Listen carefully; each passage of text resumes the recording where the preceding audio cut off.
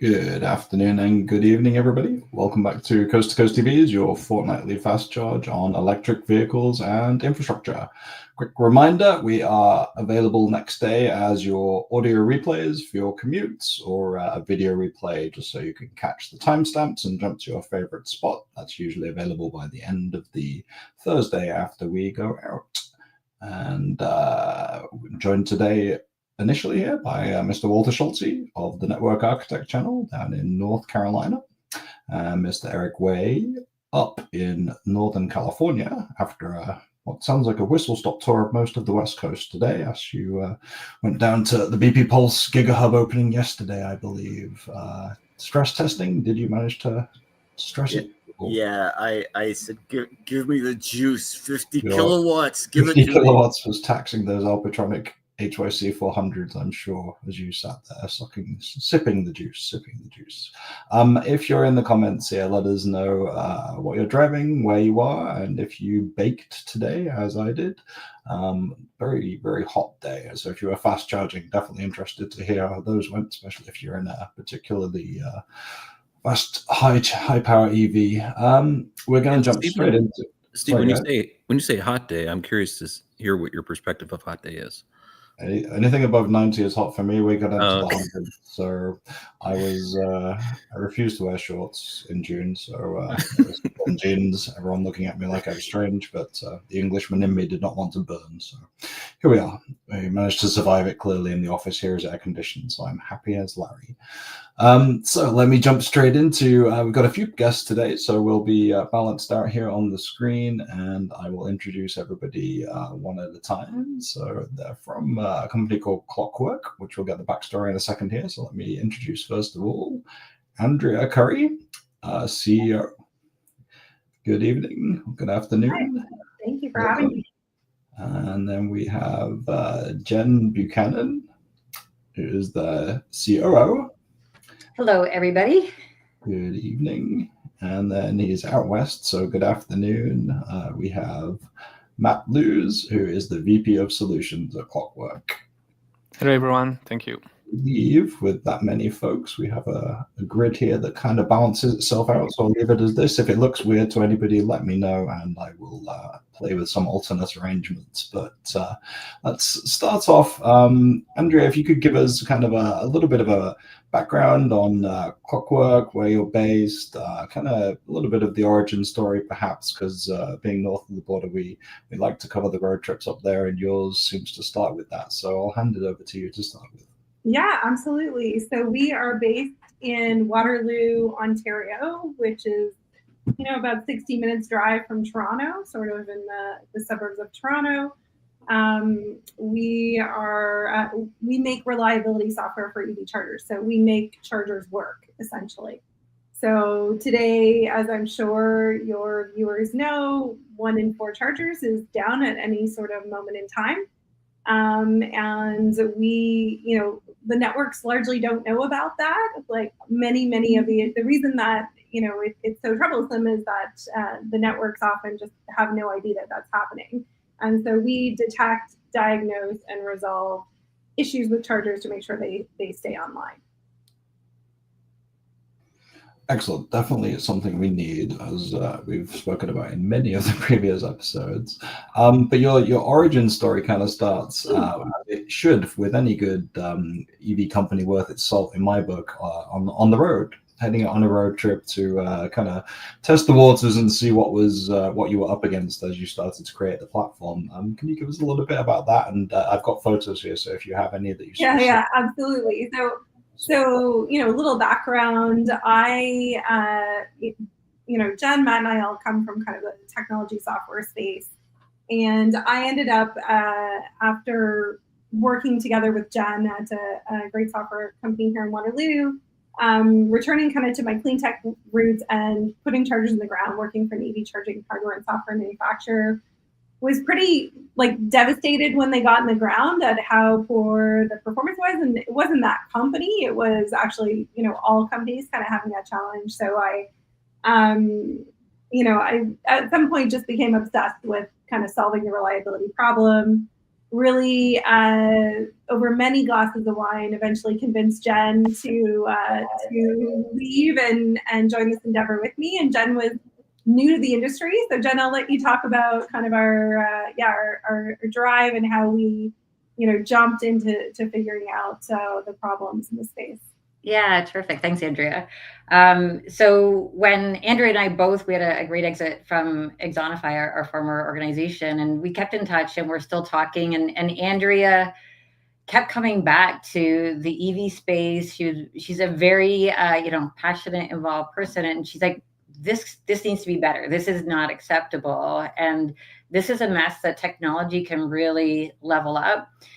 And I really got invested in that. And as we were talking about, we can do better. We can build something here as product people and long-term product people. We know that you've got to immerse yourself in the messy. You've got to roll your sleeves up. You've got to experience it. And once we had come to the conclusion, you know what? Yes, let's do this. Let's experience this and figure out what that problem really is that we want to solve. We came together and we literally gave ourselves a challenge. Let's see if we can work together like this again. We knew we had in the past. And let's go learn firsthand and what's happening with EV charging across Canada, from coast to coast, province to province, as we call it here in Canada. Can we spend weeks together in a car as founders? And we were on a very lean budget. So can we drive in a car together? Can we share hotel rooms? We actually split lunches. We did all of the things. Can we exist as founders, but also really get to know what's happening in the EV space, province by province? And that's literally how Clockwork began. It's how the road trip began. And it started on the road, literally. So we decided that the Trans-Canada Highway would be a perfect test. You're going through mountains, prairies, like you've got everything. And we literally flew into Vancouver and kicked off at mile 0 of Victoria. And we were lucky enough to be sponsored by Volkswagen Vancouver with a brand new ID4. It's a beautiful car. And we were fully spoiled to have this as our EV experiences we're going through. So best case scenario with a vehicle, and we loaded up our ID4, our EV, as you do for a proper road trip, and we started driving east, really planning to understand and experience the ecosystem per province with every kind of charging setup, talk to as many drivers, talk to the site hosts. And the communities, and the communities were equally understanding or equally interesting as we went through. And what we saw was so interesting. And it's a huge gap between what the data said was actually happening versus what we were experiencing. And I don't think this is a surprise, but when you're going site to site to site, and we were driving, 6 hours per day through beautiful mountains, along gorgeous cityscapes, and we were looking to find those experiences. But it was still stressful at times, like beautiful road trip, but really stressful to know that you had one charger and that charger had to be working or you weren't going to be able to go on to the next place. And now you're down to, level 2 charging. We found that the chargers were missing signage. You were driving around looking for it. There was no lighting. So we had some, later night charging that was a little dicey for women traveling. Not ideal when you've got the charge stations behind in the dumpsters at the back. We found tap and pay rarely worked, which absolutely drives me crazy when you can actually buy things from, Remembrance Day and a credit card to buy a poppy, and you can tap your credit card. Why can't I tap my credit card and actually charge my car? And we had to plug in multiple times at the same charger to get things working, which, again, when there's one charger and you're going through the mountains and that's the one that has to work, that is difficult. And it was interesting, almost no information was shared of what was or wasn't working. So you would try it, sit, wait, try again. And while the infrastructure is growing really quickly, funding has happened, it often felt like these chargers were silently failing. And only the drivers were noticing. Only we were noticing. Only the other drivers were noticing. And we met a few people. We actually met quite a few people. It was a big part of the goal. And there's a few visuals that I shared with you. But we met a a Mustang Mach-E driver in Calgary. And he was a passionate car owner. He had multiple vehicles. This car, absolutely gorgeous. He invited us to check it out. I think EV drivers are some of the friendliest people on the roads, and they're excited to share their experience. But he was literally moving condos because he was being forced to move. His condo refused to let him install charging, or even to let him run an extension cord to trickle charge. And he wasn't willing to give up his vehicle and being able to change that up. So he was actually, he was reliant on public charging. It wasn't just a convenience, it was essential for him. We also met a woman super passionate about her Ford F-150. It was Lightning. And she was driving solo from Medicine Hat, which is out west, all the way over to the East Coast, so far East Coast of Canada, long multi-day trip with her dog. And she loved her truck, loved her EV, but she was actually in tears when Andrea and I met her. We were charging there as well. Her credit card would not work. She had 2 credit cards, neither of them were working. The app kept failing, and she was actually questioning if she was going to be able to make it to the family out east or if she needed a different plan. And she was feeling kind of stranded. So it was, again, it's that community and having that chat. We hung out with her for a little bit. She got it working, but that stress should not be there when, you know, you're on that road trip. And then of course there's our own story. This was more user error on my part. On day 1 of our trip, we're in Victoria, and we plugged into the Shell recharge station there. We had 90 minutes to catch a ferry. We're catching the ferry, plenty of time, and put the nozzle in, and didn't it lock in? And it wouldn't come out. And I was very new to charging. Andrea drives a Tesla. This isn't something that happens with Tesla. So we called support, and they logged a ticket. They restarted the charger a couple times. It didn't fix it. And they told us a tech would be deployed in a couple days, but we shouldn't wait around. And we literally were stuck to the charger. We could not, go on to meet our ferry. Now, our amazing Volkswagen folks, we gave them a call, and they quickly told us that, there's a trick with the key fob that releases it. That was educational. It goes back to education. If we'd known, if the support person had known, it would have removed a lot of the stress that was there. That would have really greatly helped the situation. Yes, we missed the ferry. But through all of this, we gained a whole new level of respect for what EV drivers are up against as we were going province to province. As we went across, we met so many people, and we came out with this huge insight, this thing that we kept coming back to. And it's that the infrastructure that's supporting the transition to electric transportation and the adoption of electric vehicles that is clearly happening. If that's what this is, we need better tools to make this work. And they exist. The tools don't exist. The technology exists. The integrations, the data. And that is really why we built Clockwork and brought this to life, was a software platform that shows what's really happening at those chargers. Most of the operators that are responsible for the chargers, they care deeply. They're putting them in the ground, but they're flying blind. They don't have the insight to actually see what's happening. We're still very much in the early days of EV charging. It doesn't always feel like it, but we are. And the tools just haven't caught up. People love their vehicles. Once we get that charging more reliable, that will absolutely help. And really, these chargers are failing silently. Those operators don't know there's a problem until the driver is already frustrated or no longer going to that site. And it's not as simple as saying the software is online. That's just one piece of a much bigger puzzle. A successful charge requires the hardware, the connectivity, payments to be working, communication with the vehicle. And when one of those breaks, the entire experience falls apart. So we had our problem that we wanted to solve. And we realized that the biggest way to help drivers was to help the operators. So there's a lot of tools out there for drivers, but the chargers need to be working, and that needs to be through the operators and give them the tools to be successful.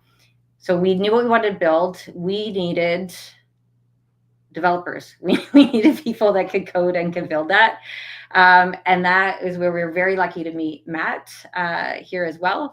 He's got years of experience, hands-on thought leadership in the EV charging world. And he really quickly became a key part of the team.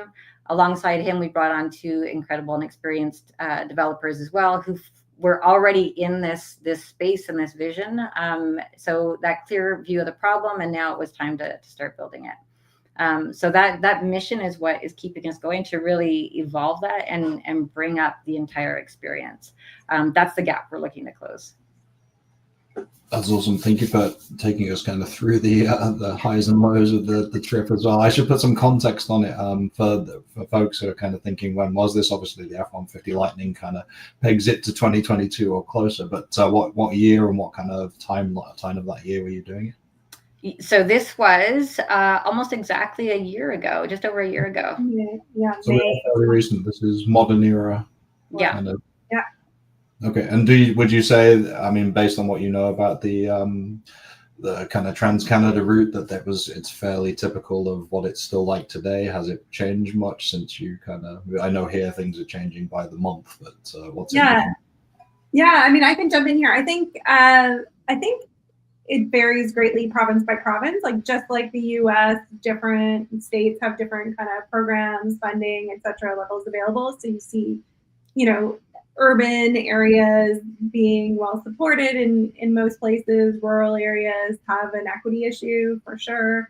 And you see the quality and quantity vary greatly from province to province. So, like where we started in BC, there's not really a quantity issue, I would say. There are a lot of EV drivers in the West Coast. There's a lot of EV drivers in Quebec. Ontario's coming. And so, there's ample infrastructure there, but still a reliability challenge. Other provinces that haven't been as well funded, or like Alberta, for example, there would be large stretches of highway with very limited options. I mean, there was one where I was actually on a conference call, and Jen, it was our one shot to charge, and Jen plugged in, unplugged, like 6 times. We really thought we were going to be in Brooks, Alberta for the rest of our life. That was our one option.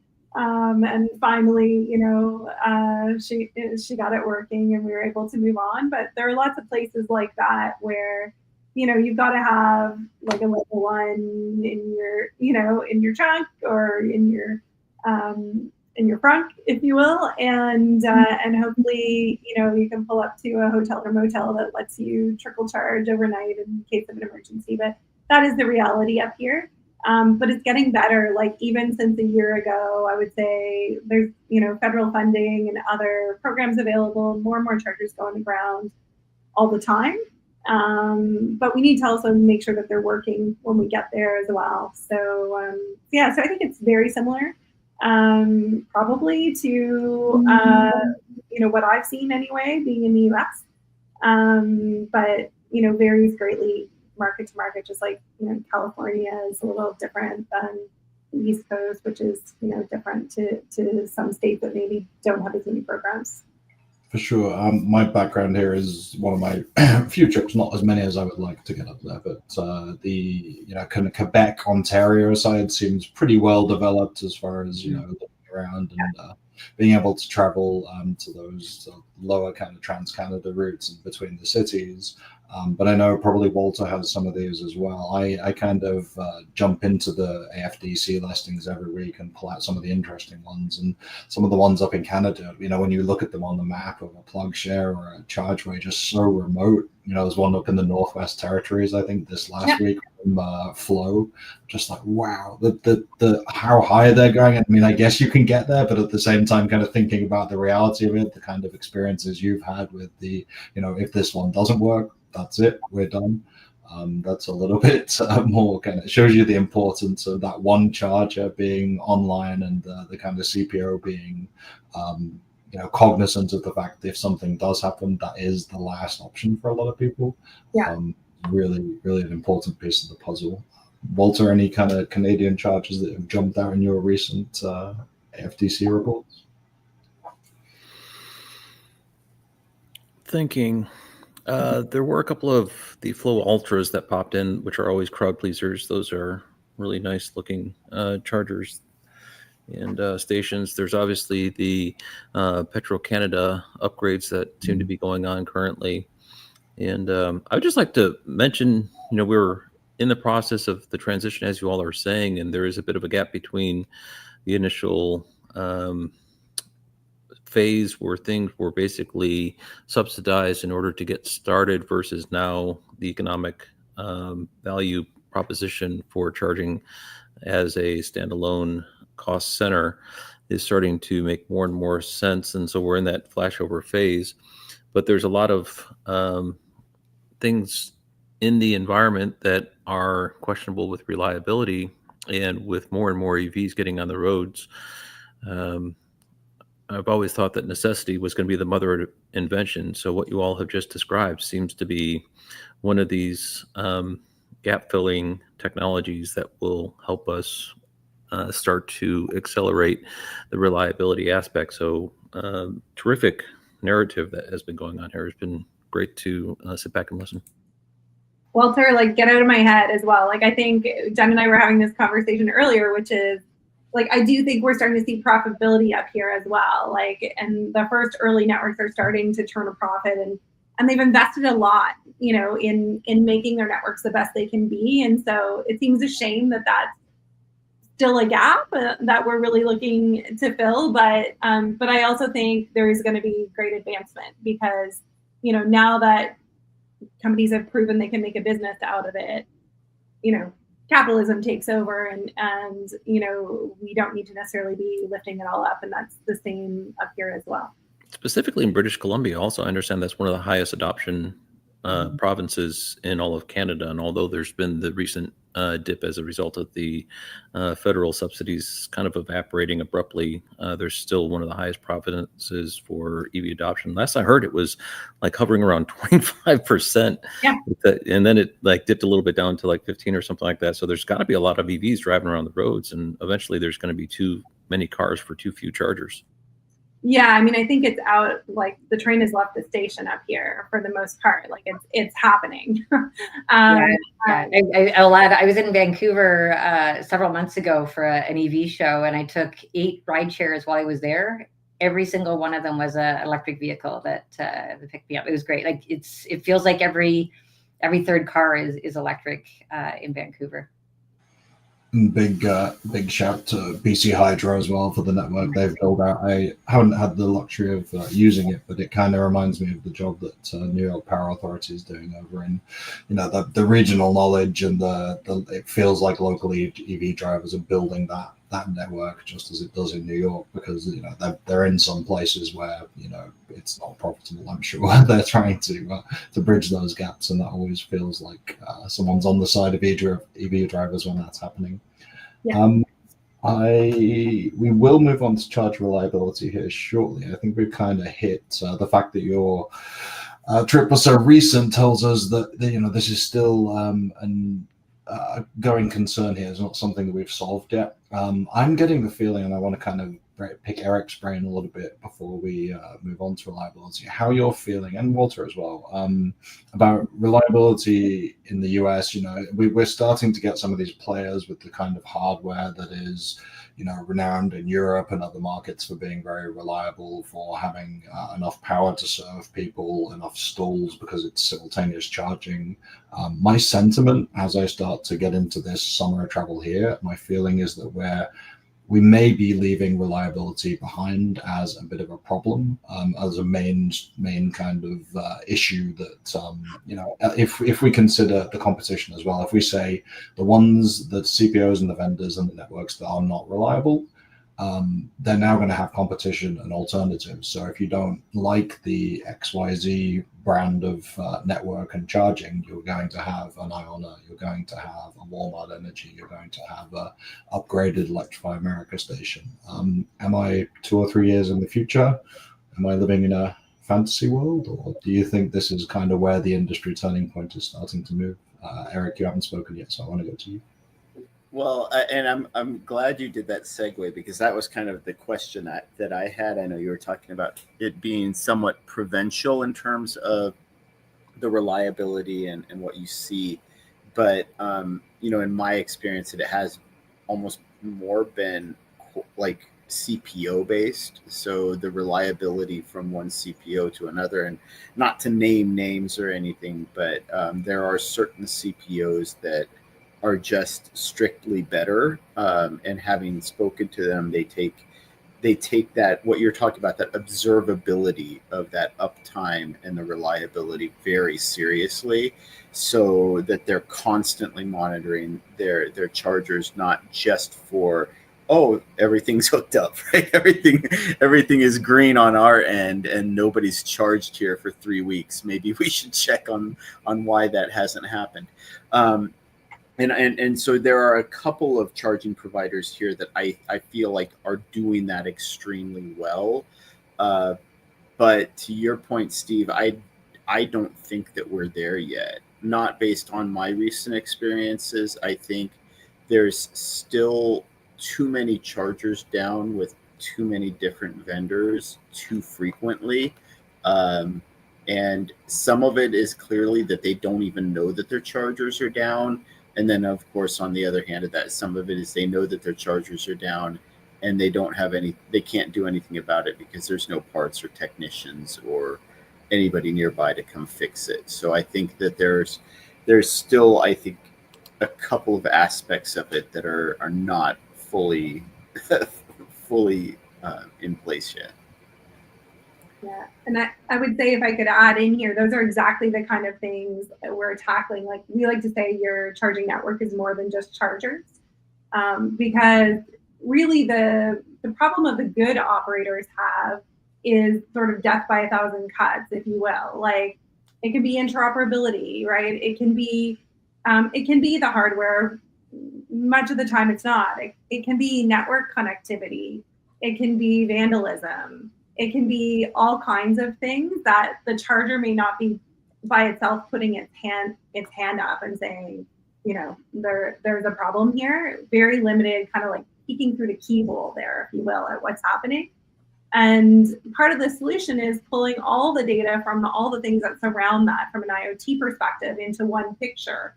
So then you get sort of this trace of what's happening. You can use pattern-based analysis and things like that to sort of reverse engineer and open the door, so you're no longer kind of looking through the keyhole of what's wrong.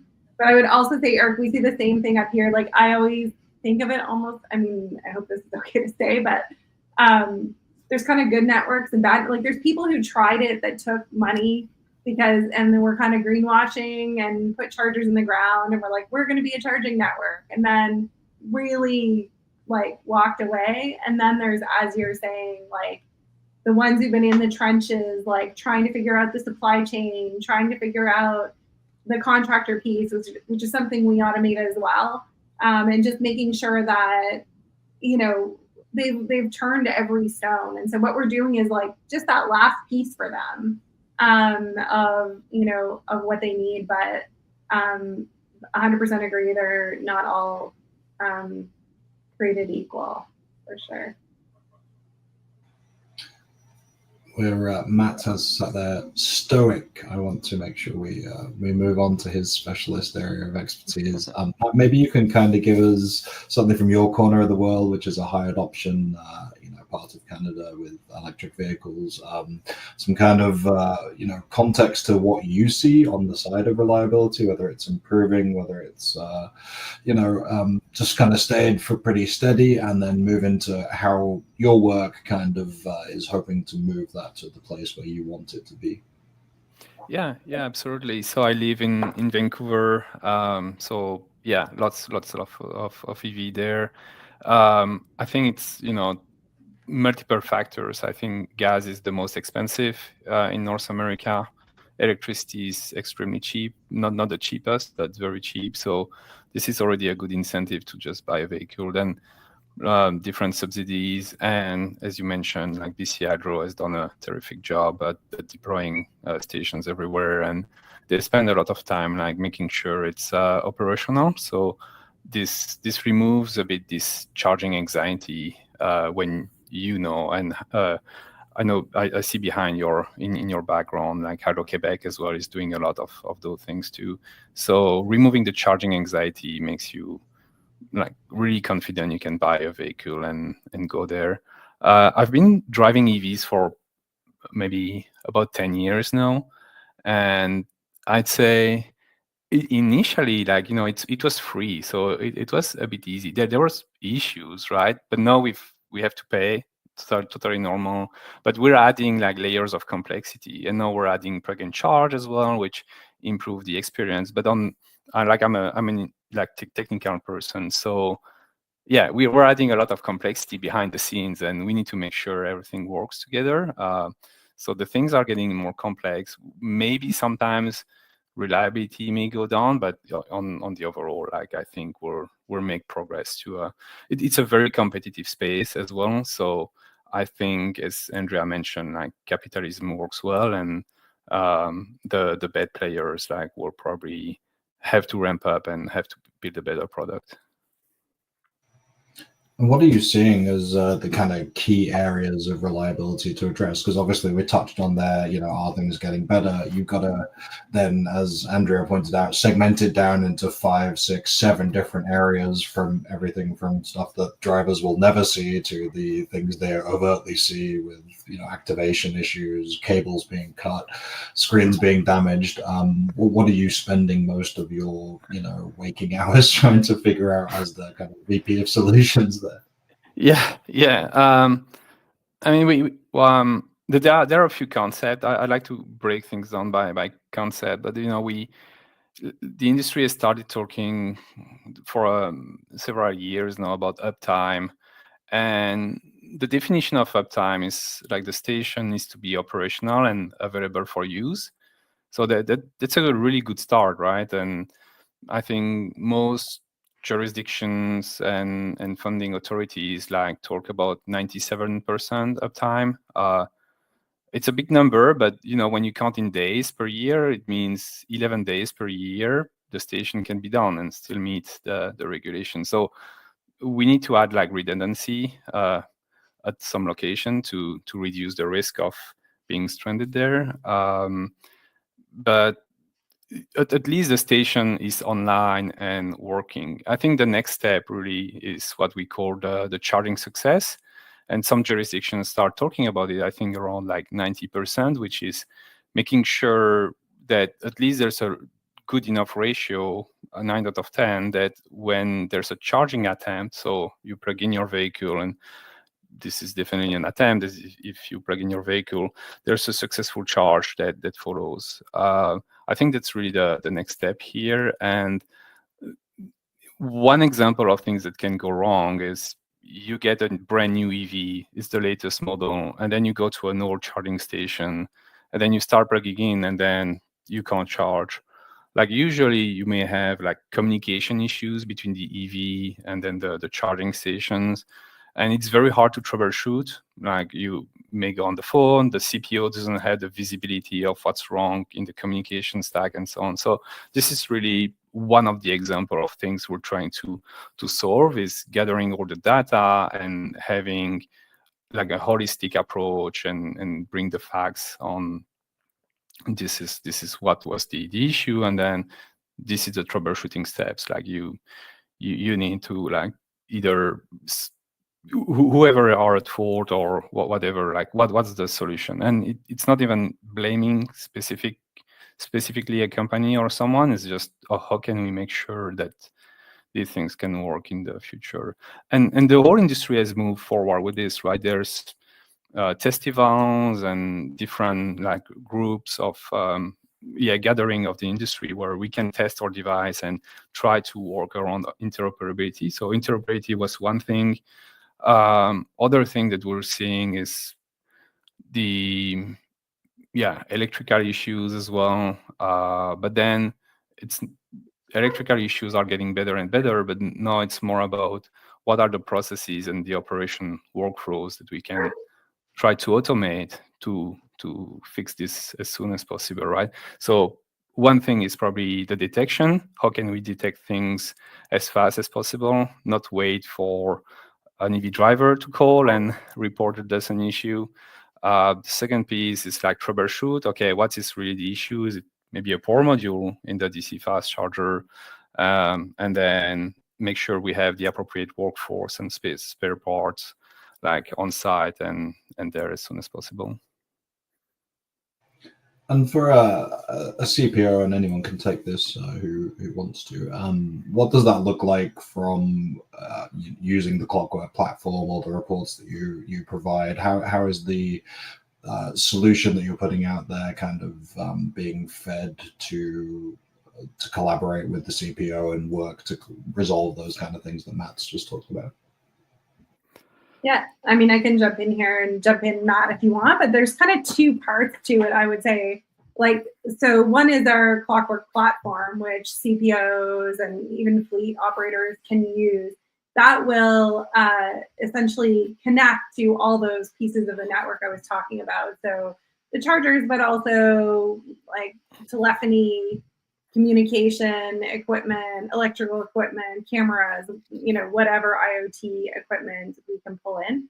And it will detect, like it's a dashboard, but it will detect, diagnose, and even automate the resolution, whether that's a truck roll or a restart of that event. So it's really the idea of bringing as much automation as possible to the industry. Today, it's very much like, if you've ever sat in the office of a CPO, like it's very much like, I'm emailing the contractor, like I'm trying to, are they there? Oh, they don't have the code. Oh, like how do I get them the door code? Okay, they're at the wrong charger. Okay, the light turned green, so they left, they didn't test it. Like there's all kinds of back and forth. So we're just taking the friction out of that process. And Eric said something really meaningful, I think, which is like the time they're down is ultimately time you can't charge there, right? So it all accounts. So like if it's 6 weeks, then that accounts to like, right there, your X% of uptime off the top, right? Like those are all the same number at the end of the day. So the idea is like, we should be resolving these things in hours, not days. So that's kind of for the operator side. And then the second thing is we have something called the Clockwork Reliability Index, which I'll let Matt talk about specifically what's in it, that we provide actually to funders, utilities, like anyone in the industry that wants to know how a site they either funded, supported is working. And this is really our attempt at sort of opening up the keyhole and opening up the door so people can see what's going on with their charging network. So as Matt said, we're taking it from uptime, which is very much a very narrow view, to charge success. So, so you think your uptime in this case, in this example, is 98.73%. But actually only 58.51% of the time have drivers actually successfully charged. And so that's information that we really want to get in people's hands. We're actually offering this at no cost, just trying to get this education out into the industry and have people have the tools that they need to provide better charging experiences. Yeah, Matt, I don't know. I'll let you add anything into like the specifics there of that. Sorry, maybe I didn't leave you much. Yeah, what I can add as well is we're not replacing any technology stack for a CPO. So, if they're used to work with one software and specific vendors, we're more here to collect the data and provide the analysis, the detections, and streamline the workflows. So that's more of a less intrusive way of operating. So it's really an addition to their support, and it's not about replacing their processes and operations. It's improving them. I just want to add, I'm following the chat, and I love the activity that is happening there and the interest. This is something that we're offering like North American wide. So for those of you that are driving, you've got chargers that you're like, this is driving me nuts. I want my operator to be able to see what's happening here. Give them our name. We would love to help you out.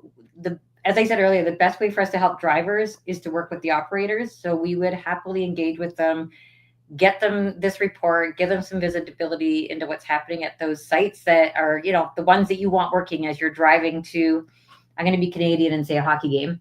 But the ones that you're driving on, point A to point B, we'd be happy to work with them. That's awesome, thank you. And without knowing it, you've given me a perfect segue to go to the chat. Thank you. We do normally say hello to everybody, and I am remiss in this week, so let me jump in very quickly to introduce and welcome Yoli Traveler in his Mucky Rally in Southeast Michigan. Paul in Bakersfield in 2020 Bolt EV. Recent charging experience shows much improvement over previous years. Electrify America and EVgo both working without fuss. Fabuloso. And the upgrade spree that Electrify America has been on is another piece in that puzzle. I think maybe hasn't reached the middle of the country just yet in certain areas, but definitely hitting the coasts as far as I've seen.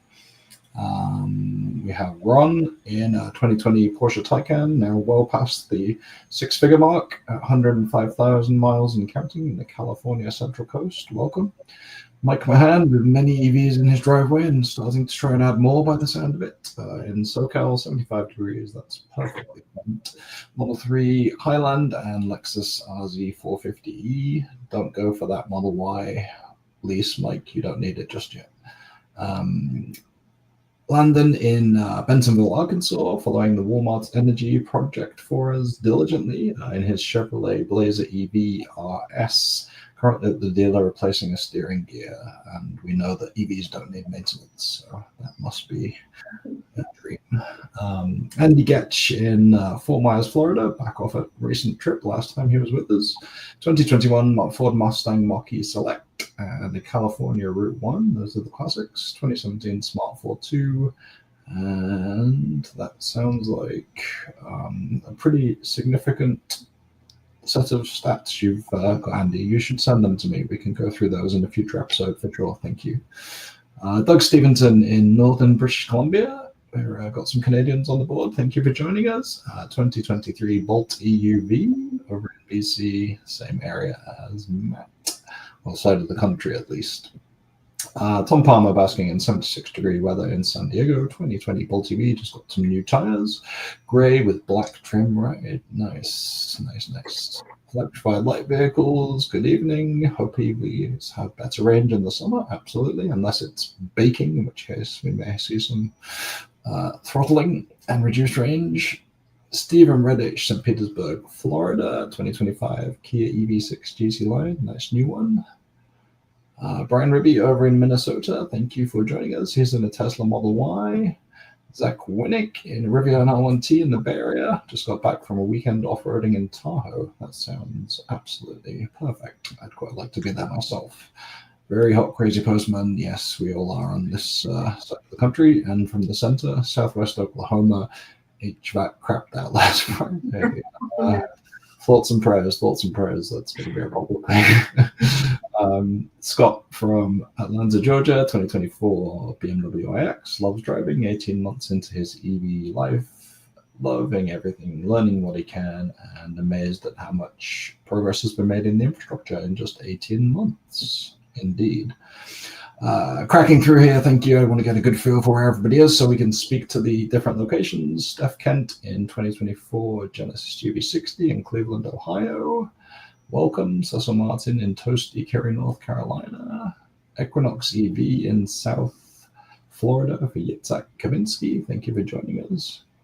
Scott Wilson in Washington, D.C., 2017 Bolt EV, 2013 Leaf, 2011 Think City. These are pioneer EVs, my friend. Thank you for joining us. Diane and Steve in North Carolina, who were on the last one, talking about charger safety. Thank you for joining us for that one. And Rivian R1T Ioniq 6 in Winston-Salem, North Carolina. Lots of you here. Thank you so much. Really appreciate it. Mark Berenger, another Canadian rep. Mark Berenger in Ottawa, currently in Ottawa for a trip, 2023 Kia EV6 GT Line 2. And Zach says, which I assume, yeah, this is local for you guys, right? Waterloo Blackhawks hockey team, I assume. And we do want to know also, we'll come back to this one from Tom, what does the Clockwork team drive? We know you've driven a Volkswagen ID4 across the country, but we will absolutely hear what else you've got in the driveway very soon here. I think we're pretty close to that. If I've missed anyone, I'll catch you very soon. We have Doug with a comment on British Columbia. BC Hydro vastly improved the infrastructure there in recent years or two. So thank you everybody for weighing in. Appreciate that. I want to head back to the Clockwork folks so they can let us know what they're driving now, as well as perhaps any kind of EV history there. I'm going to start with you, Jen, and then we can move to Andrea. Yeah, so I shout out to the person that was the Chevy Bolt, the 2017. I actually rented an EV when we started this venture for a week to give it a go, and I did that in the winter time, and that is when I actually fell in love with driving an EV. So if that was the experience, but it was also the people that I met when I was going from charging station to charging station and learning all of this. So that was what I first started with and rented, and then I recently bought a Hyundai Ioniq 5 all-wheel drive Ultimate, and oh my goodness, I love it. Like, absolutely love it. And the charging experience is actually one of my favorite parts that I'm fortunate enough to have a garage and a charger here. So it takes seconds to plug it in, and then I'm ready to go every morning. I haven't been to a gas station since, and it's, I've got more than enough for everything I do in a day. So that's actually one of the things that I love. So I just want to be able to do the road trips and continue to love it. Mm-hmm. For sure, we have the same EV history, so I'm sure it was quite a shock for you going from 50-minute charging sessions to 20 minutes and trying to figure out what to do with extra time. But Eric started in a Bolt and is still road tripping in his 2017, so he is testament to the fact that the Bolt EV is a very capable electric car. Andrea, what can we talk about? I drive a 2023 Tesla Model Y. And part of this was, obviously the supercharging network is, like way fewer variables than everybody else has to deal with, and lots of money put into support. And that was part of what, inspired us, is like everybody else, has the capability to surpass that from a charging standpoint. We just need to account for the number of variables. And find a solution that scales. Like, not everybody needs to put $100 million into it. So that's kind of part of my journey, was trying to make everybody's charging experience as streamlined as my own. Mm-hmm. For sure. And Matt, it sounds like you've got a long and storied history in the world of electric vehicles. Does that extend to your ownership of that world? Usually I rent a lot of EVs. So I tried many models, but right now it's same as Andrea, except my color. The color is blue, and I think yours is white. Yeah, mine's white. So even in the land of milk and honey that is BC, you're still doing the Tesla thing. Still just the easiest option. Is that the idea? It is quite crazy. Like, I leave my place and then there's like 5 Teslas at the intersection. So it's yeah, that is the way. So I always want to make sure I get the Eric and Walter's kind of questions. As we go through, they have some very kind of different insights than I would be able to bring. So I'll go to Walter right now. As we've talked through the various pieces, what kind of jumps to your mind and pressing questions? Yeah, as a technologist, my role is to constantly think about what I can do in order to head off a outage, what's known as a work stoppage. In the case of charging, is someone showing up to a charger and it not working. And just today there was a location that lost network connectivity, but there was a redundancy in place. So the protocols swooped in and the pathing was adjusted, and the end users didn't know. And now we've got a situation that we got to deal with the primary circuit in order to fix. And it's one of these things that really bothers me, that in electric vehicle charging, which are very, they're billed to be very advanced technical platforms, by and large, they're reliant on what is known as SneakerNet for notification. SneakerNet is where a person goes to the charger and then picks up a phone and then calls someone.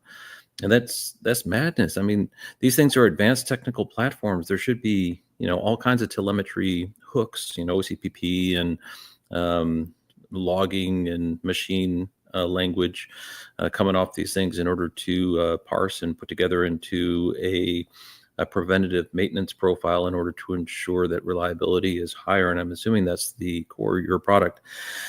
among other things. And one of the things I did want to ask concerning the whole question of uptime, if there was a queue line, there could be people who are, going away because they can't get at the chargers themselves. You might consider that to be a failure. And, sometimes if there's not a telemetry hook, someone might show up and attempt to get a charge and it not actually be successful, but because there's not a telemetry hook to confirm that, it was never captured.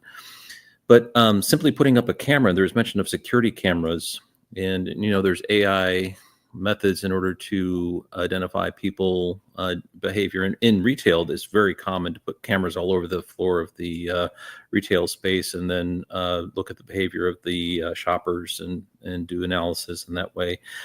And so the technology is definitely there, but I would just think like a camera at a station that is even being piggybacked for security purposes in order to provide optical telemetry and just feed it into, like a person who is just watching glass should be able to pick up pretty quickly whether or not people are able to successfully charge at locations or not.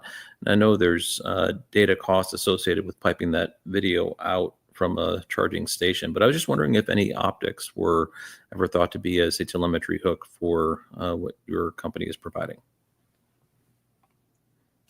Yep, Matt, I'll let you jump in here, but yeah, cameras are definitely on our list. Like if our customers have cameras at the site, we will pick up the camera traffic. For the most part, to your point, they've been installed for security reasons, so they're not, installed with the purpose. They're already there, yeah. Of necessarily doing this, but any data can help with diagnosis and only rounds out kind of that picture of what we can see.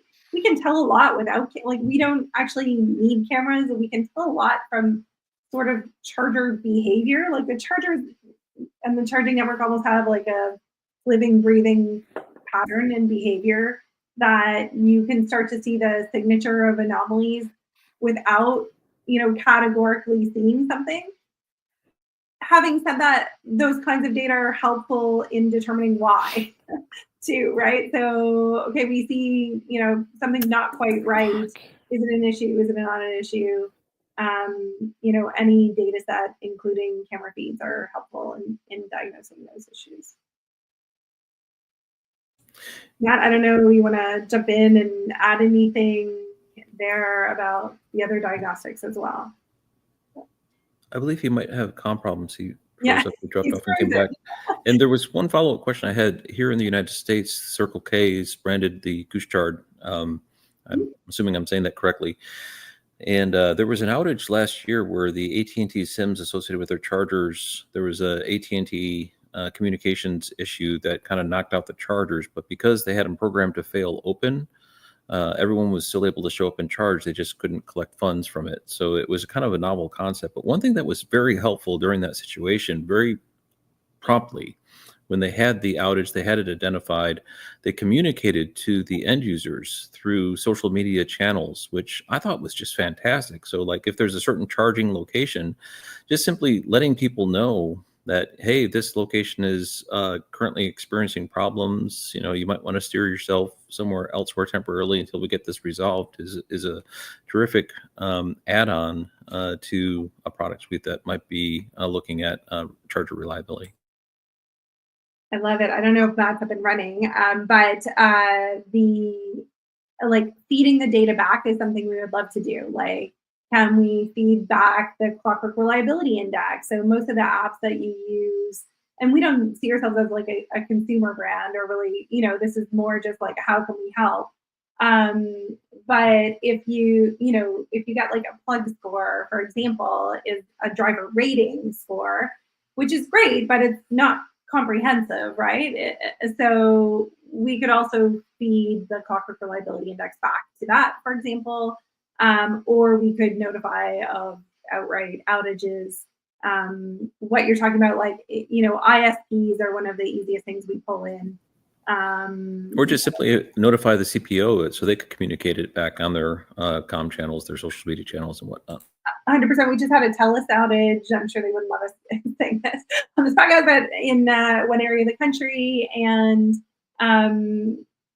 you're right, like the CPOs didn't necessarily weren't necessarily told. And so there's value in just that level of communication, even at the highest level.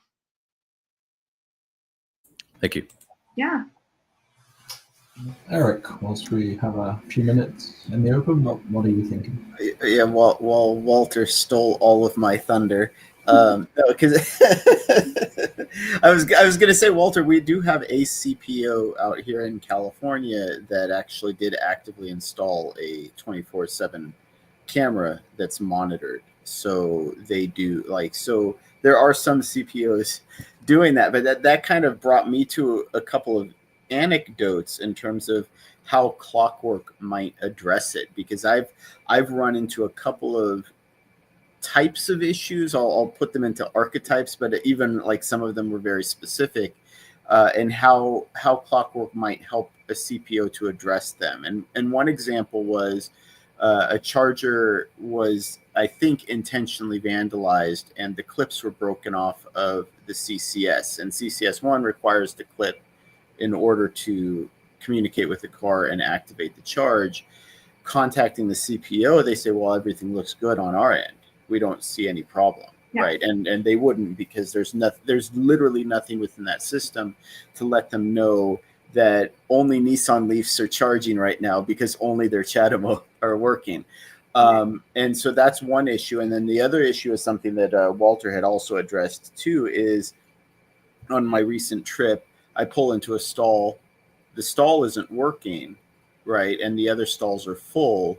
How does that CPO know at that point that they've lost a customer, basically, that because of the way that they're one of their stations was down, and whether it's a queue or whether it's all of them are full, how do they know what that abandonment rate is? And then, I'll be a little bit of a cynic here. It's nice that the concept is that someone can move on to another charger, because there's a lot of areas where I am that if the charger is down, there's nothing. They're like, you maybe can, find a level 2, or maybe you can find someone's garage that will let you plug in. But in terms of public access, if a charging site is down, it's down, and you could be talking about 50 to 100 miles to get to the next charger, and a lot of people arrive with far less range than that. So, but that's on the aside. So, from the hardware perspective, being broken or vandalized and not accessible, and then on the just losing customers who couldn't access. Yeah, I mean, we can usually tell when a charger is vandalized, like one from the pattern of use and just series of events. But there's also some categorical pieces. I don't know, Matt, if you're back and able to talk to the cable cutting piece. Yeah. Some like this is like you can detect directly if the cable is at least, or guess through some signals that are weird and so on. So that's part also of what we try to provide, is maybe the data is not like direct and obvious, but we have ways to guess, and we work through likelihoods, and we would show there's a strong likelihood that this is this pattern. And then, gathering like many data from thousands and thousands of stations, then we can pinpoint to 95% of the time that was this issue, and then the other 4% it was that issue. So you start to optimize like around those likelihoods. And then in terms of the abandonment rate, like we haven't thought of that, Eric. I'm going to be honest. Like I think that's interesting. Interesting feature request is like, when we're thinking about a business case, we always know, okay, here's like your charge success rate. And then we're kind of inferring some portion of that was at busy times and drivers, went away, as you're kind of thinking about, the savings of not having that happen and building a brand and all these things. But I think it's really interesting actually that we could leverage our software to actually measure, record, and feed that back. I think that would be something valuable. It's not something we've been asked for by our CPOs, but it's probably something they're going to ask for before long. So Yeah, thank you for that. Did get a few questions in the chat here, but I also want to make sure we acknowledge we're up against the hour here. So if any of you need to jump off, please feel free. If you're good for another few minutes, I'll run through the questions and you can feel free to answer them about the platform. But yeah, as I say, if you need to dive off, please don't stand on ceremony. You're more than welcome to. I appreciate we're getting late in the day. So a lot of these are actually from Ron. Did he miss if Clockwork has options for technicians to keep charges up? What can you tell us about kind of operations and maintenance side versus the kind of issue identification and alerts? So yeah, so we don't have our own technicians, but we have partners that have technicians like in every state and province, in every small town, if you will. And some of them have like remote monitoring capabilities where they can monitor, like if you want to outsource your whole operation to them from a maintenance standpoint, they will monitor using our software, and they have their own technicians. Alternately, we can use your technician. So if you already have a workforce that you work with, then we're happy to onboard them onto the platform and send, service requests to that workforce as well. So either of those models work for us. Gotcha. Thank you. And then the follow-up was, do you monitor EV charging curves, etc., to determine the model of the EV, monitoring power levels requested versus delivered, for example? Yeah, power is a big problem. I'll let Matt jump in there and talk about how we tell if someone's getting a full charge. Yeah, we look at the patterns. Sometimes you can kind of guess. There are other ways sometimes, without going into too much details, but the can share some MAC address or a few hints around their identifiers. So we can also leverage that and map it into determining the model. In some situation, we may also look at, like for fleet, for example, get the integrated vehicle directly. Right, because I mean, something I've started to see a little bit more is the displays on some of the charge points, for example, letting the EV driver know if the power is limited because of their EV, right? It's usually requested versus delivered, so that they can say, because one of the biggest things you'll see on a plug share or that kind of platform is, I didn't get the 350 kilowatts, or behind me, 100 kilowatts. Well, I plugged into that with my Bolt. Why didn't I get the 100 kilowatts? So kind of the education piece is tough to bridge for some of these CPOs as well. I think in power sharing environments, it's complex there as well, but something that we definitely can see if, it's not uncommon that power sharing isn't properly configured at every site. And so sometimes it's suboptimal, even for what the CPO is hoping to achieve. Well, and one other thing too, and this is something that I experienced when we had power limits from the grid, and I don't know, and it's also on the CPOs for not really communicating that. But there were a lot of times that I was using chargers in California when we've had grid limitations, and all of the chargers were basically 100 amp. And you're charging on a 350 kilowatt charger, getting 35 kilowatt, and you're saying, well, what the heck is going on? And there's no visibility from the customer side, but I don't know how you would integrate that, understanding what's going on the grid side, and then understanding that it's not a CPO issue, a hardware issue, and just communicating that. Yeah. Typically, like we would monitor like the OCPP log, so it's easy to know what's upstream. Like if it's come from the software or the operators, we may not know if it comes from the utility and then it comes back. But I'm going a bit back to the conversation around, that's the vehicle delimitation. If it's the vehicle, then we have to look at the communication, what has been said between the vehicles and the station, and that's where like we might need to put logs. Like there's some limitation around the protocol there. But yeah, usually like we try to integrate as much data as possible to identify where it comes from. If we don't know, at least sometimes, you know, we see CPOs, they spend a lot of time diving into all those logs, and we would do it for them and tell them there is some kind of issues with the port sharing. Like we may not know where exactly it comes from, but at least it gives them a direction where to go. I also say like the utility monitoring is in our dashboard as well. So we'll know if there are utility issues or outages that affect that site that we'll categorically share.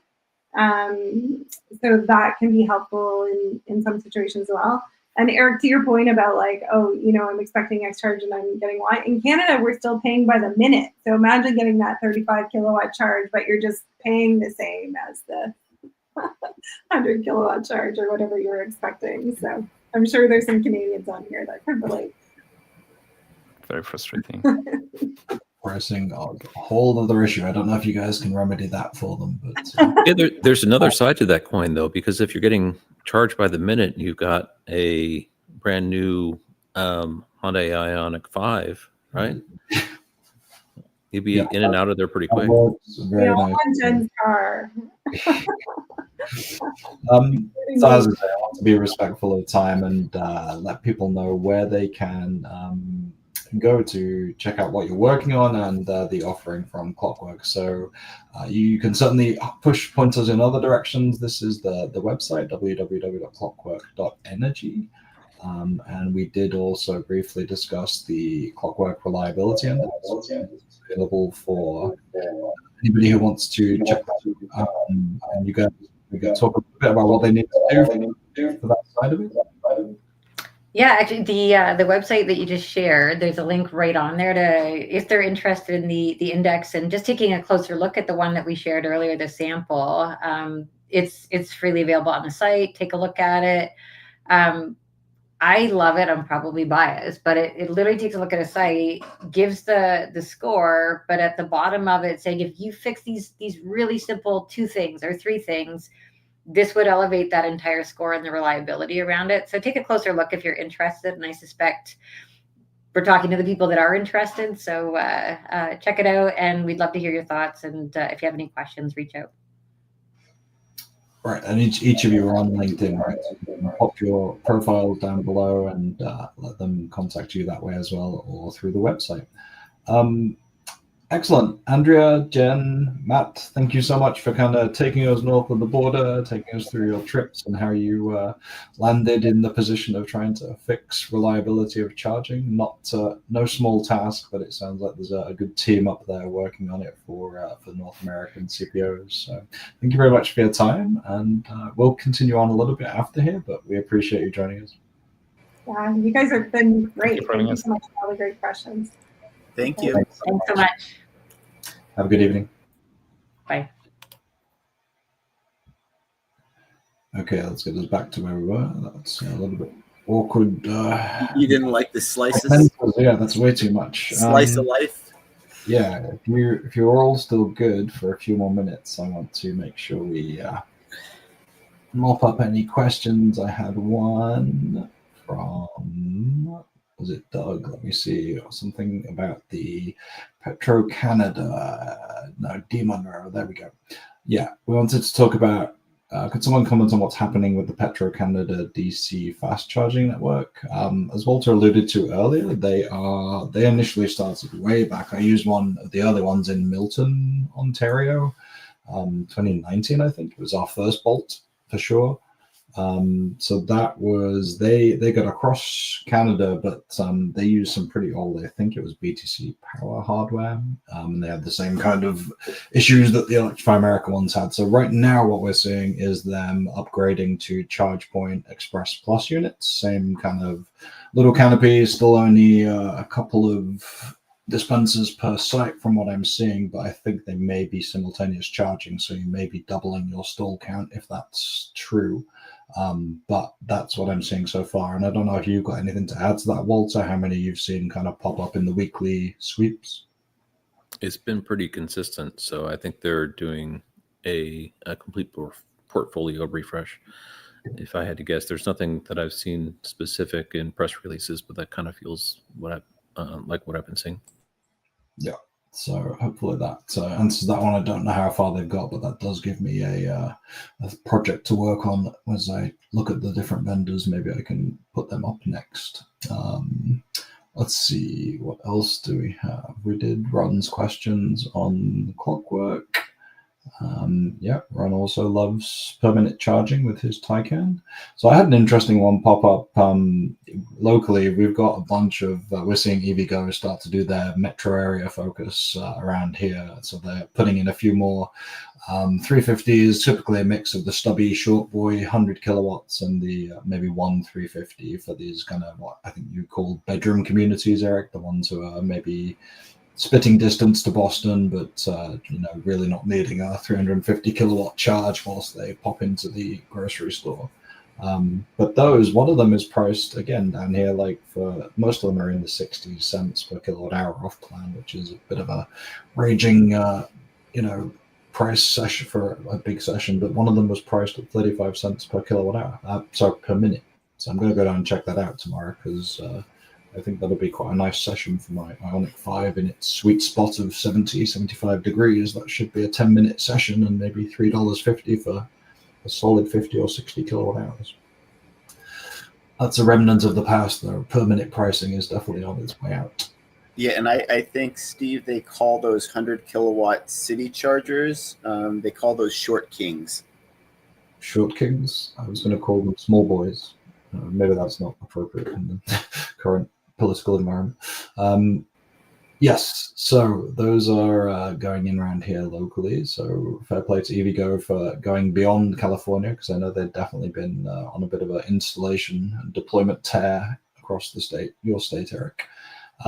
We should also go. I don't know how much of this you can share, because it will probably be coming up in a video, but you've been tearing up and down the coast. If your pictures from BP Pulse GigaHub in LAX for anything to go by, you must have been in short order.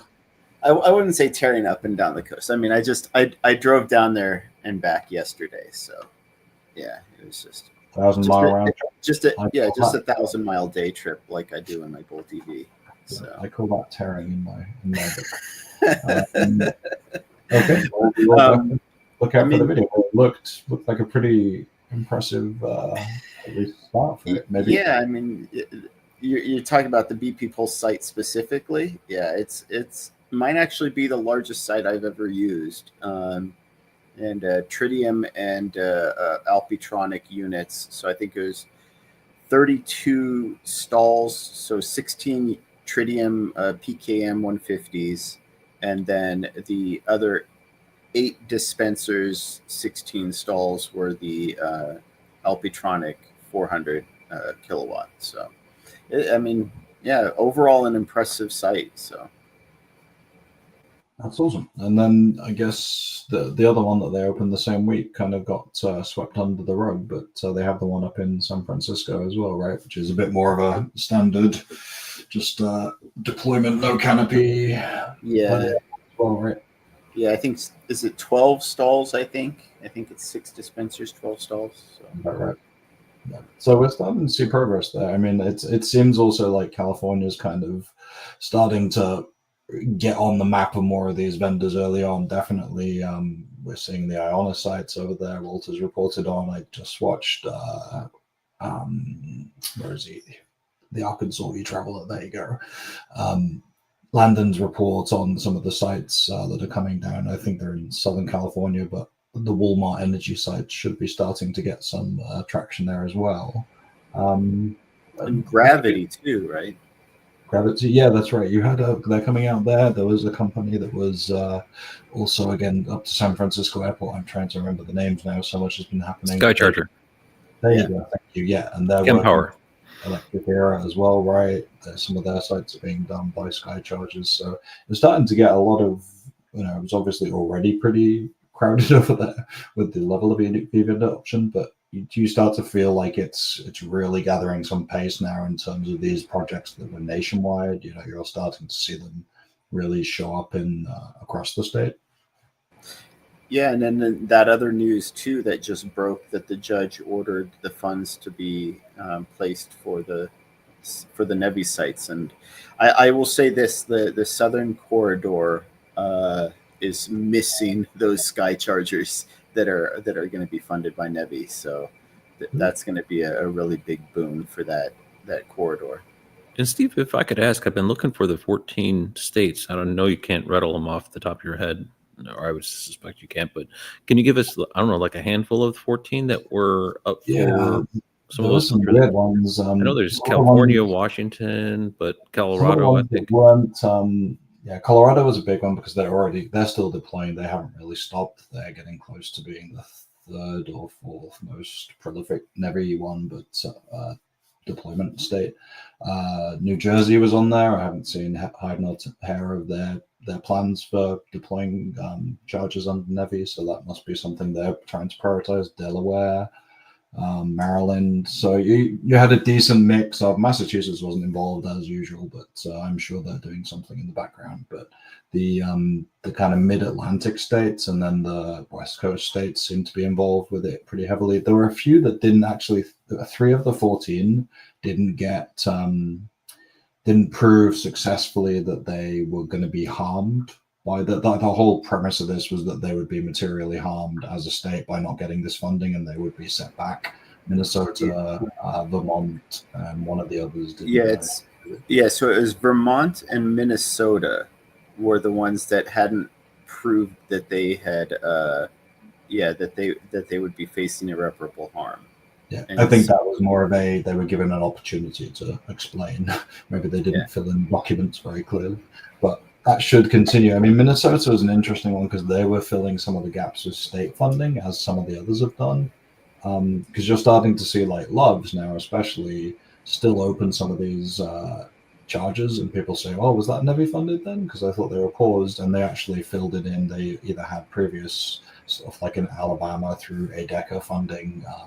Some of the ones are still coming on down in Kentucky. It really depends state by state who's kind of either got contracts locked in or who's just going, we're going to forge ahead and we'll figure out the financing later. But it's definitely not stopped. I mean, since the pause, there's been pretty much a doubling of the number of NEVI sites on the map. So it's not, they're still going. It's just they're kind of fulfilling contracts that were already in motion. And Eric, do I understand correctly that Electrify America received NEVI awards in California? Or is that not the case?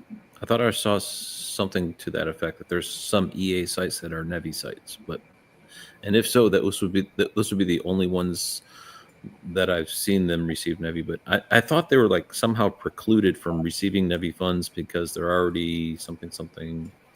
Yeah, and I don't even know if it's precluded. They just had like that policy that they weren't accepting outside funds. But okay, yeah, it was an internal policy.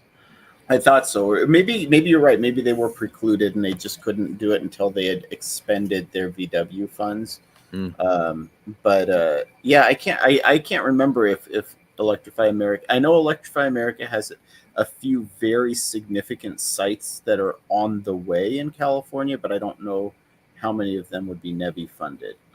Yeah, but just California alone, that's going to add so many NEVI pips to the map. Just California alone, once that those funds are released, is going to be a tremendous increase in the count. And California's sites aren't, I guess, I know there's the NEVI minimum standard, but what I was seeing from these California sites is a lot of them are going to be 14, 16, 18, 20 stall sites or bigger. So, yeah. Yep. So plenty of stuff kind of breaking on the NEVI side. Still, it's all still in the courts. I mean, we're happy to see it kind of some pushback, but whether or not that funding is going to be released is still going to be down to higher court decisions and appeals. But something positive in a sea of negative news recently. And quickly, kind of going back to Canada for just briefly, Yoli Traveler saw Kempower installs at Ivy, which is a charging network up there in Ontario, very big on the route on the 401. And Ivy has been upgrading all of the 400, 401 to Kempower, says Mark Berenger. So thank you for that. That's useful because Kempower has been one of those that has people have kind of been asking about them pretty much every show. I think, we've seen Alpatronic pretty much take over almost everywhere, including now Apple Green, the much hated vendor by Tesla owners on the New Jersey Turnpike. Tyler from the Average EV reported seeing some on his trip across the country in Pennsylvania, starting to go in on the Turnpike there. I would suspect that we'll start Alpatronics? Yeah. It's interesting. I forget now. It may have been Somerset. Well, that's actually not far from my my family and when we're going next couple of weeks, so I'll be taking a look. But I think we'll probably start to see them showing up on the New Jersey Turnpike as well. When those guys throw a party, it's definitely a place to be. They're not stopping. They just seem to want every CPO on their customer list. And they Apple Green just won the 35-year contract for renovating the Massachusetts service plazas as well. So they are not going to be one you will miss as you are traveling the Northeast in the next 5 or 10 years. Yeah, well, and I did in fact have to troll the Alpatronics there at the BP Pulse because they're NACS only. So I of course had to plug my 8.5-year-old Chevy Bolt EV into a NACS Alpatronic. I have a theory that the next, or a prediction that the next big, there was the big problem of when there were 150s and 350s at Electrify America. The big issue was the bolts plugging into the 350s. I think now the next poster child for frustrated EV drivers will be, or semi-frustrated, will be those, the Mercedes-Benz power sites have one or two that are left over with just one handle, so that you can get 400 kilowatts on the bolts plugged into them and start seeing what happens. I'm still waiting for Mercedes high power charging network in my neighborhood. So you can do that. I do So hope they put it in the movie theater. Guess where I am? Gone fishing. All right, I think we need to move on. So thank you both for hanging out a little bit extra. We are going to, as far as my plan currently has it, do one more of these in 2 weeks' time, or at least I will be on. If nobody else can join me, that's all right as well. But that's the 9th of July. Then we're going to take a little summer break because I will be in the UK and then kind of traveling everywhere.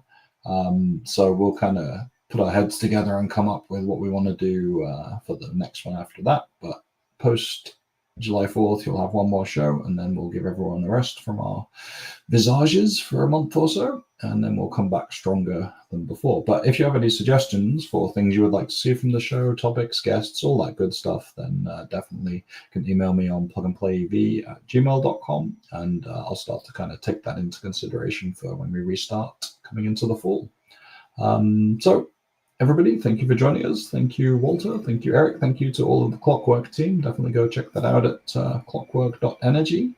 And until next time in 2 weeks, we will say cheers, nerds. Mhm.